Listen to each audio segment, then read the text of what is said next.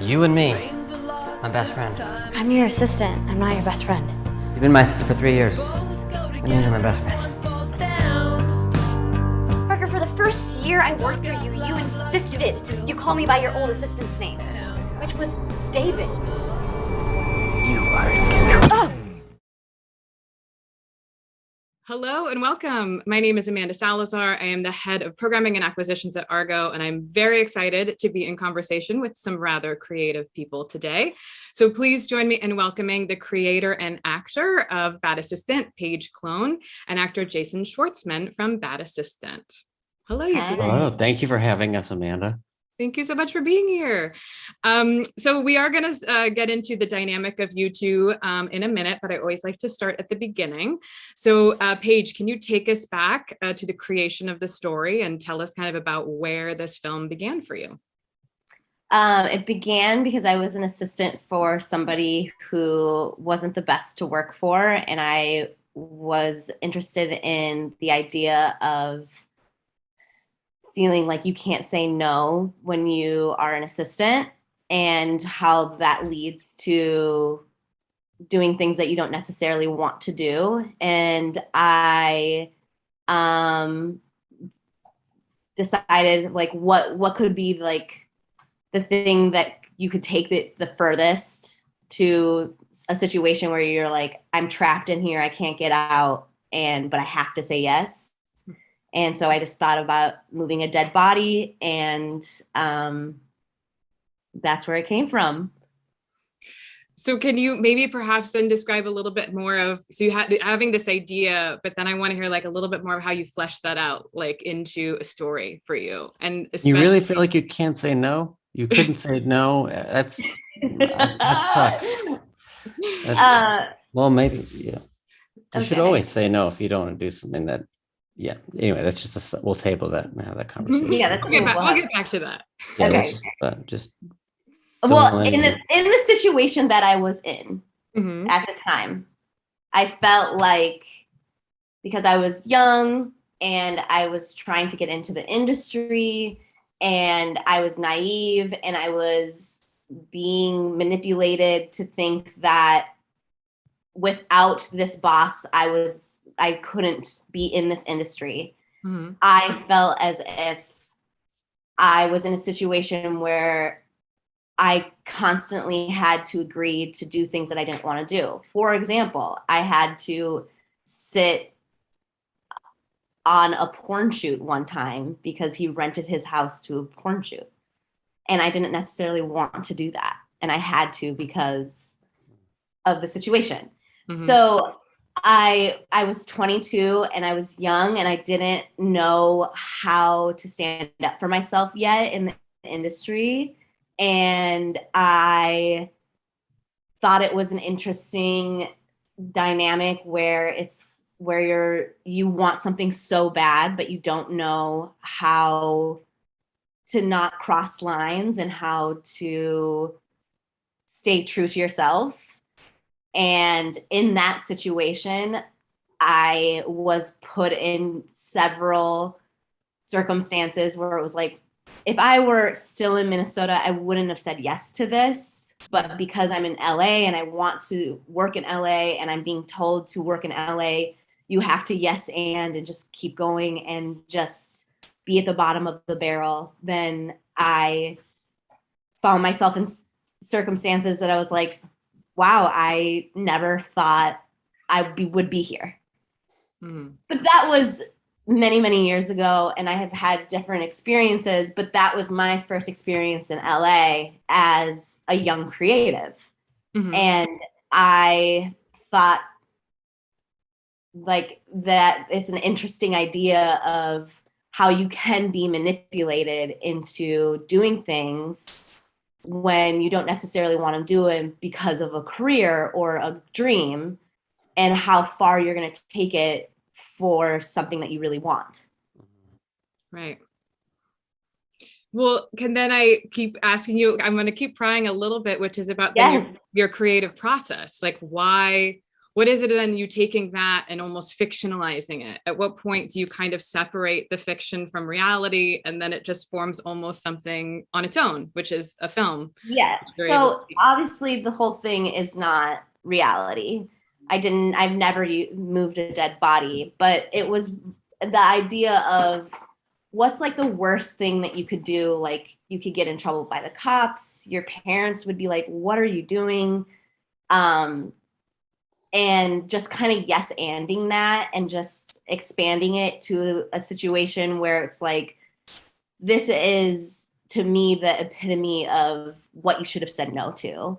Like moving a dead body, putting your fingerprints on a dead body. If in real life that really happened, like she could have went to jail. She could have, lost everything. Mm-hmm. And she's agreeing to do it just because she wants to be a writer. And the idea of like saying yes to something that you know is wrong for you just because it could help you in your career is interesting to me. Mm-hmm. And I'm an improv artist. I'm not an improv artist. I'm an improviser. And I learned that when you're writing, you just expand and keep saying yes and until you get to something that is crazier than reality. Mm-hmm. And that's what I do. So I feel like a lot of my stuff is absurd and very dark and very like improv like and very in the moment. And that's where I came up with it. I love it. I'm glad that you did. I'm glad you expanded it. It made for a really great film. And that I know audiences are really going to enjoy if they haven't seen it yet. Which then kind of takes me to, let's talk about, yourself in the role also, like, and you kind of, and then bringing Jason on board and that dynamic. So did you always know you would be in this role as the lead in this film? No, it was a dream of mine, but I didn't think that he would actually say yes to it. Okay, that's real. Just talk about not being able to say no.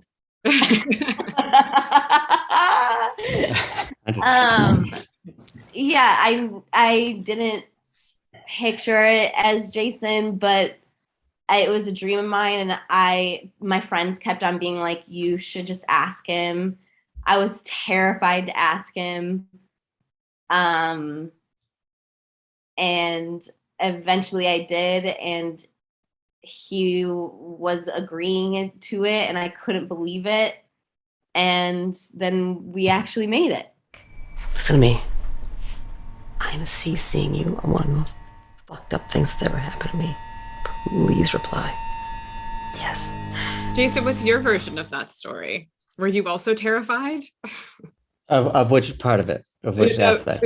Yeah, I was just curious about, what your version of her asking you and getting on board this project. Well, no, it's just, I didn't, I guess, I don't know how long she was, had it in her mind to talk to me about it, but I just remember one day she brought it up, and, I, like, one of the awesome things about Paige and I's relationship, there's a lot of sharing of like, did you see this thing? Have you heard this bad joke? Did you see this movie?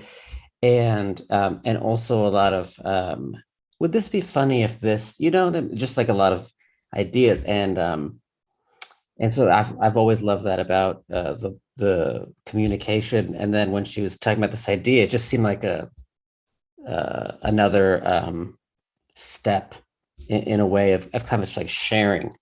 Mm-hmm.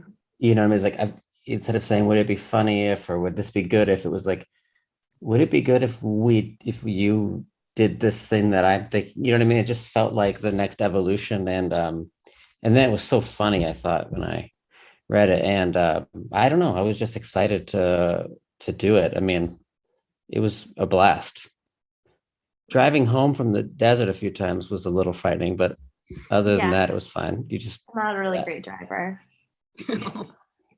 You're fine in the daytime. It's good to be honest about that. At nighttime, It was terrifying. It was fine. It wasn't terrifying. It was just. It was so dark. Well, it was dark. Too dark for your headlights. Yeah. Let's put it that way. Yeah. But yeah, so I think that's my version of it. It's just like that kind of that same wanting to just share or talk about ideas, or what would this be if this were to happen? It just seemed like the next level of that. That makes any sense? No, absolutely. I think there's like a question I'd want to pull off of that is something about beyond working together, there's collaborating together, which feels like you both did. And so I'm curious, could you talk a little bit about more of that collaboration, like on set? Like, what was that like for both of you? Like getting into that? Well, I don't pay, this is how but I don't really, you just tell me if I'm wrong. But I always, I felt that she, had written the script and, collaborated on it, and had thought of so much of it. And it was so great that, I mean, my feeling was just like, how can I do what you've written and make it feel like it's a good version of what you had imagined? And Paige was just super, just a great like an actor, a writer, but almost kind of like a director too. Just in terms of like the guiding the way it moved, like the way choices were made and things. I mean, I definitely went to Paige with any questions about how I should try something. I think also something that was really fun about filming it is we went off script a lot. We did a lot of improv. And I think that's something that's fun, that I enjoy working with Jason, is that we do have banter, and like randomly we'll start talking to each other in accents and just being funny with each other. And for me, it was really exciting to be on set and just have like this long form improv show with Jason, and just seeing like how the script got elevated just by him being there, and like us like bantering and really like falling into the role, because I am his assistant and we do know what that role is like, and just like yes-anding it and just expanding it and having fun with it. Yeah. That was really exciting. But what was really kind of heavy about it and awesome was like, as much as it's meant to have parts that make you giggle or smile, whatever. I feel like, Paige is coming. I mean, it's like you said, it's like it's a wild situation, but what would it really be like? And Paige was really, it was actually like, for me, it was kind of awesome to see. It was like a different side of Paige. Maybe it's like, that's the real side. I don't know, but just like so focused in the end. When you talk about improvising, I would say yes, but also but some of the improvising, like it was like the more intense scenes. So that's not something we've done before. You know what I mean? Like scenes that were we were improvising, not in the way that we typically do, which is just to try to crack each other up or whatever, but scenes that were like pretty like important to the characters and not necessarily like funny or meant to be funny or whatever. And that was like a whole new thing. And it was like Paige was like screaming at me, and it was really intense.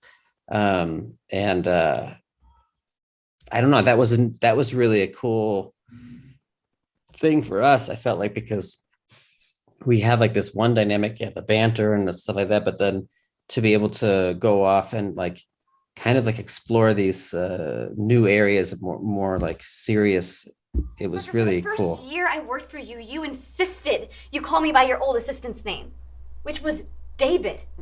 One time you missed a flight, and instead of getting on the next plane out, you made me drive it to San Francisco on my 30th birthday. I was actually really nervous to do the last scene of the movie, because I was like, I have to scream at Jason. I have to cry. It's awesome. Yeah. And I was like, this is not a dynamic that I ever expected to have to do with Jason before. Mm-hmm. And I remember like before we shot it, I was just like walking in a circle back and forth because I was like, I'm about to just like scream at my boss. What do you mean walking in a circle back and forth? I was does that work? I was watching in an oval. Oval. Okay, I see what you're saying. Okay. And I was And by the way, nervous. you were so chill. I was so nervous doing that scene. And I was like, oh my God, I have to cry. And like, it's embarrassing. And like, I remember when she yelled at me, I was like, holy mamacita, whoa. I was scared.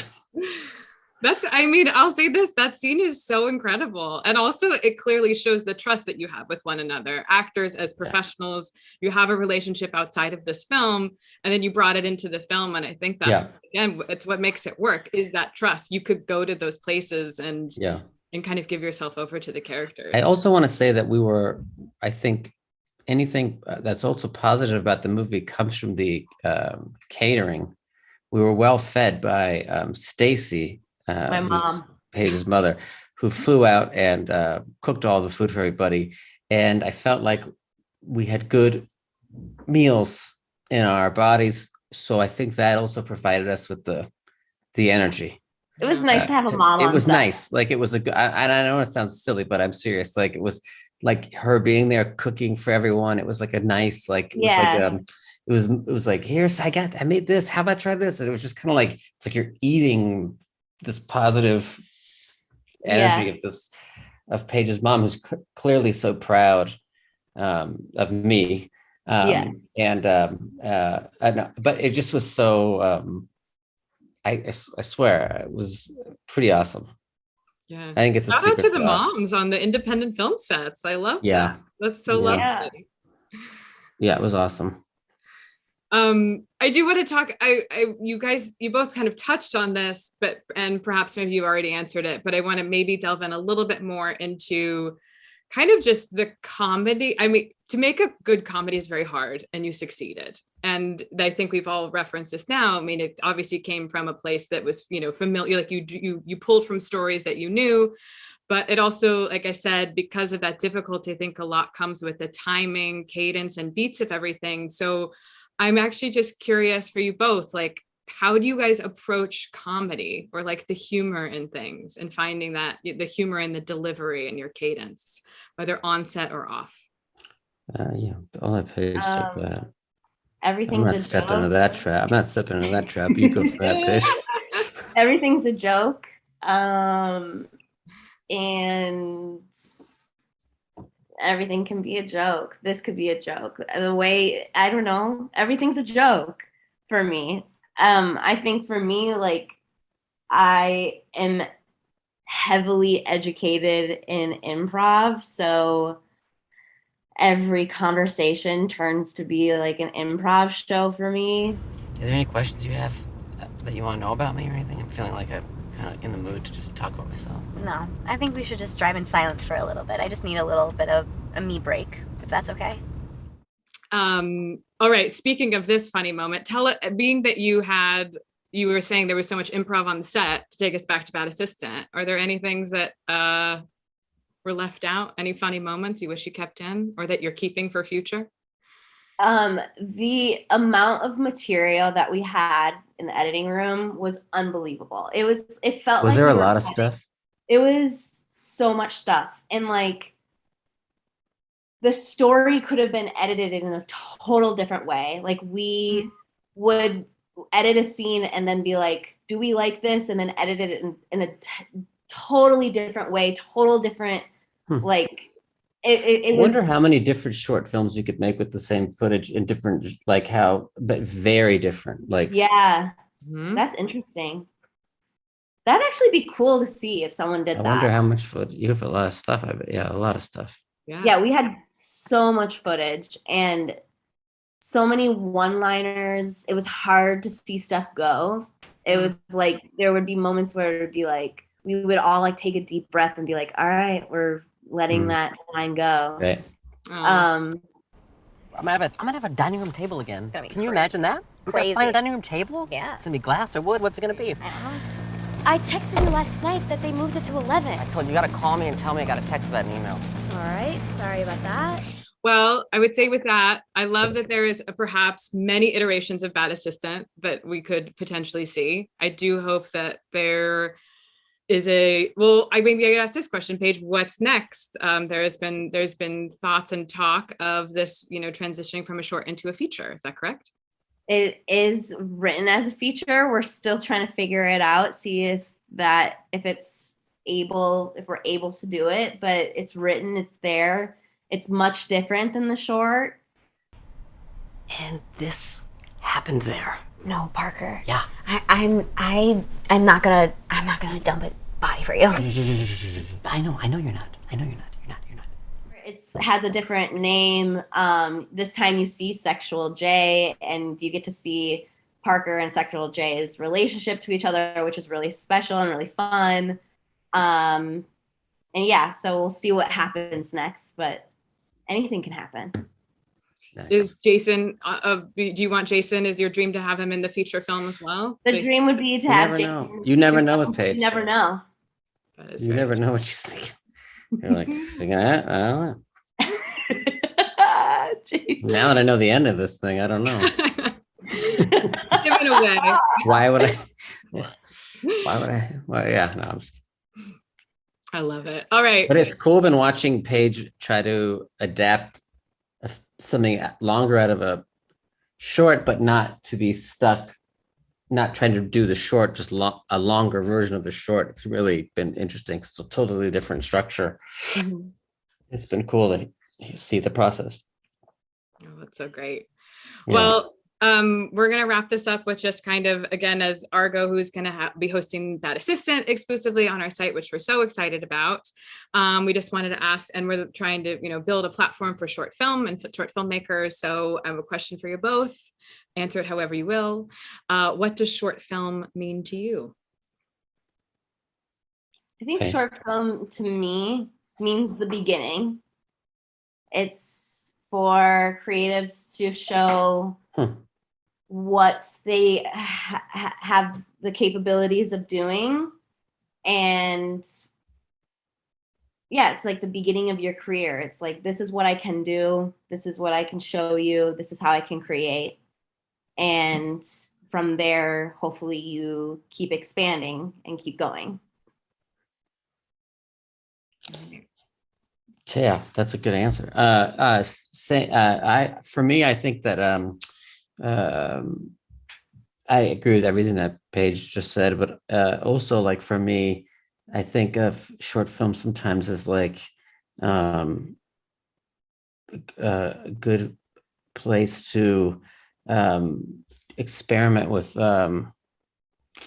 visual tricks or animation, to kind of experiment with things in a way that I don't know if there could be a movie of this or like a paper cut, you know what I mean? But I always think of it as a place, there's a feeling of like experimentation that I like about it, that it feels like it's all about discovery. I love that. I love both of your answers. Great. Thank you both so much for joining me today for this lovely conversation. I'm really excited for audiences to watch Bad Assistant. Thank you so much. We really appreciate it. Thank you.